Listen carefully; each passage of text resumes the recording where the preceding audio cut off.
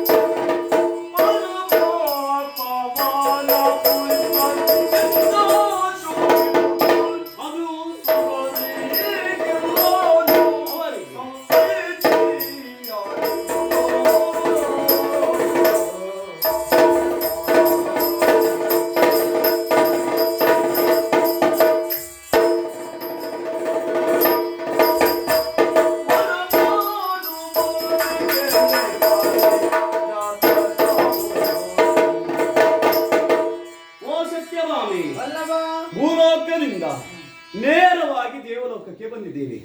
ದೇವೇಂದ್ರನ ಆತಿಥ್ಯ ಸ್ವೀಕಾರ ಮಾಡಿದ್ದೇವೆ. ಮನಸ್ಸಿನ ಬೇಸರವನ್ನು ಕಳೆಯುವುದಕ್ಕೋಸ್ಕರವಾಗಿ ಈ ವನದ ಸೊಬಗೊಮ್ಮೆ ನೋಡಿದ್ದೇವೆ.